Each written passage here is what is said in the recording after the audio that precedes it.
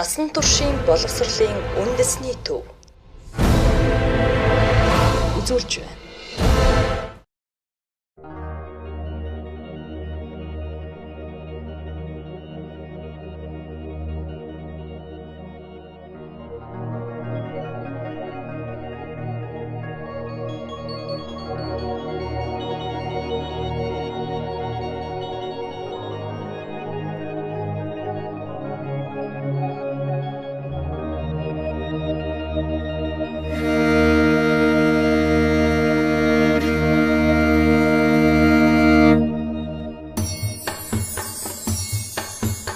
Adonai Hasalkan Dimarun Serigid Aidoni Hasalkan Dimarun Jaratak Ayati Melnig Notak Yomsanje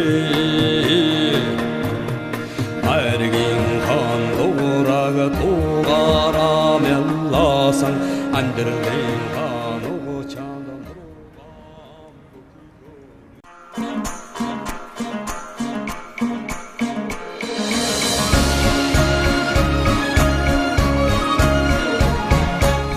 Өнөөдөр мэндийг хүргэе. Манай төв мөн болохоор одоохондоо төвийн статус шилжиж амжааг байгаа. Яасан гэхээр 13 онд болохоор нэг аймгийн засаг даргын захирамжаар төв болгоод гарсан боловч бас тухайн үеийн нөгөө эдийн засгийн асуудлаас буцаад татан буугдсан. Одоо болохоор Дундгой аймгийн 1-р сургуулийн харьяанд явдаг. Тэгээ манайх 15 нэгж багштай үйл ажиллагаагаа явуулдаг. Уран төлөмөн хоорын ханган жапотасо дөргүүлсэн уртын сайхан дууны хөнгөн нуулаа шорхайлсан уянгийн очингэмэн дондгоо. Тэгээ одоо нийт дүүцэг хөтөлбөр гэдэг хөтөлбөрийнхөө хүрээнд болохоор аймгийнхаа хэмжээнд болохоор 86 сурагчтай, яг Дундговын төвийн хэмжээнд болохоор нэг 20 сурагчтай үйл ажиллагаагаа явуулаад энэ жил явагдаж байна.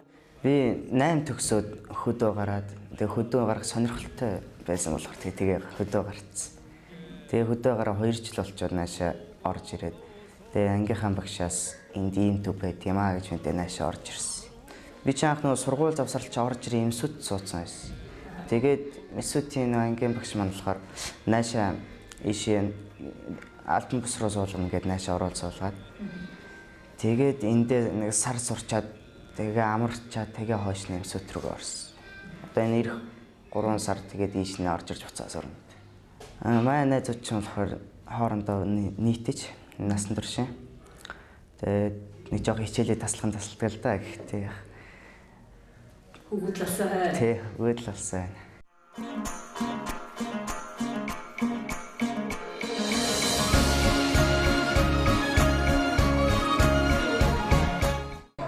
Манай эмсүүдийн багш сайн жаргад багш энэ газарыг зааж өгснөөс би сонсох болсон.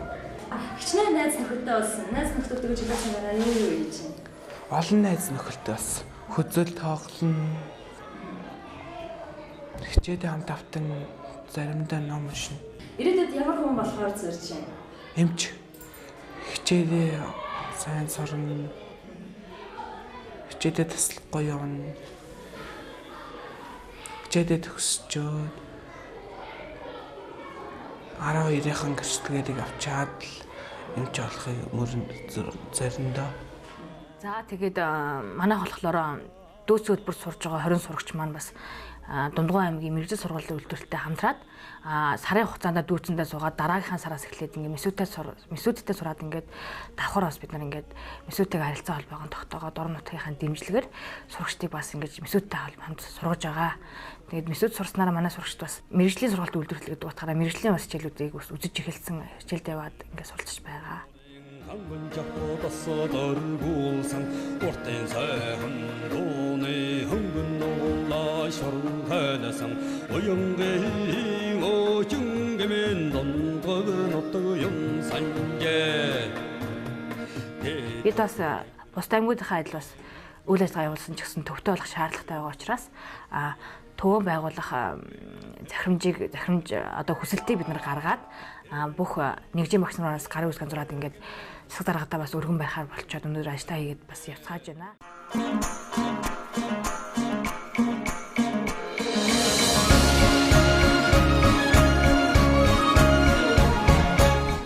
манай сургуулийн үйл ажиллагаа гэх юм бол насан туршийн боловсролын багшаар нэг багш ажилладаг, нэг багшийн оронтой байдаг. Манай Дундгой аймгийн төвд нэг үндсэн төвтэй болмоор байна. Тэгэд эндээсээ төвөөсөө ингээ бүх үйл ажиллагаа, чиглэл, заавар, зөвлөгөө, төлөвлөлт бүх юм явуулдаг. Тэр дагуу ажилламаар байна да. Миний мэргэжлийн хамгийн сайхан зүйл гэх юм бол ард иргэд болон төрийн албан хаагчид бүхэл албан байгууллагын бүх хүмүүст сайхан зүйлийн талаар мэдээлэл өгч байдаг. Тэгээд түүгээрээ аягүй сайхан нэрэг авдаг. Ер нь хүн бол одоо ингээл 10 жилийн төгсөөд оюутан болоод тэгээд сурах хугацаа болчихж байгаа биш. Насан туршдаа суралцах хэрэгтэй байхгүй юу?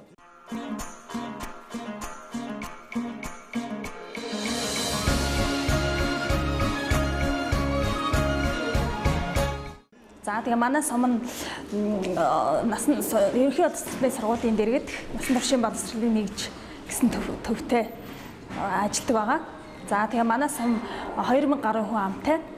За одоо сумын хэмжээнд харьцангуй төвлөрөлт хөгжил, тогтвортой хөгжил явагдаж сум хөгжсөн учраас тогтвортой хөгжил явагдаж байгаа. Тэгээд одоо иргэдийн насан туршийн боловсролын нэгжээрээ дамжуулаад иргэдийнхэн боловсролыг хөгжүүлэх зорилгоор үйл ажиллагаа явуулж байна. Манай сургууль өдрөл сар бүр тогтмол эцэг эхийн цугларалт нэртэйгээр үйл ажиллагаагаа явуулдаг. Энэ насан туршийн боловсролын нэгжээр дамжуулан цугларалт гэсэн нэртэйгээр явагдаад цугларалтын дээр иргэдэд хэрэгцээтэй боловсролоо олгохыг зорддог байгаа.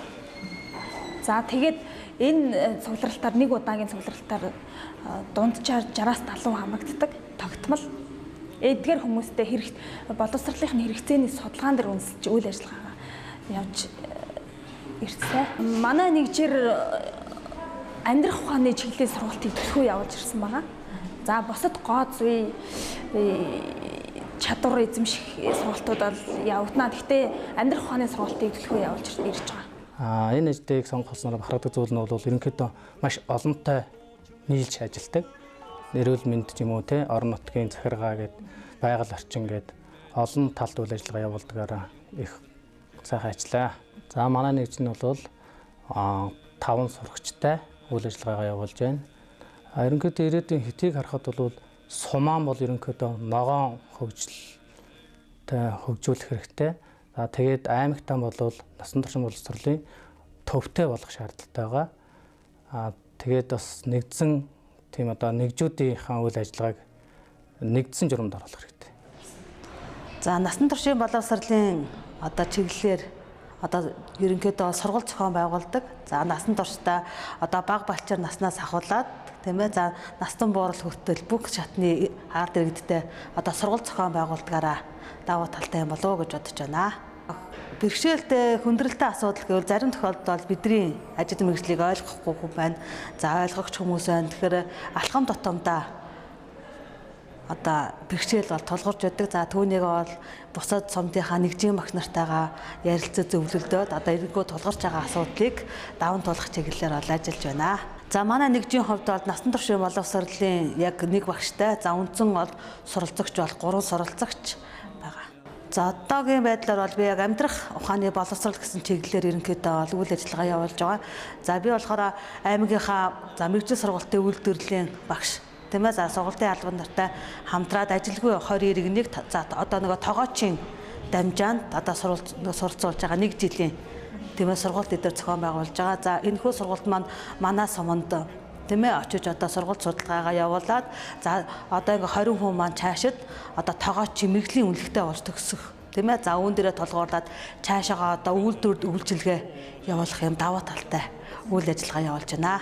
Яг насан туршийн боловсрол гэдэг Дундгой аймагтаа бол яг төв байхгүй.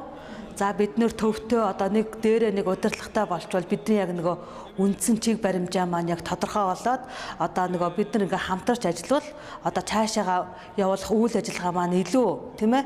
За одоо дэлгэрэнгүй илүү одоо тодорхой болох юм болов уу гэж бид нар нэгжийн багш нарын хувьд болохоор үзэж байгаа. Одоо бидний хамгийн чухал одоо асуудал бол хамгийн гол нь Дундгойтой одоо төвтэй болох юм.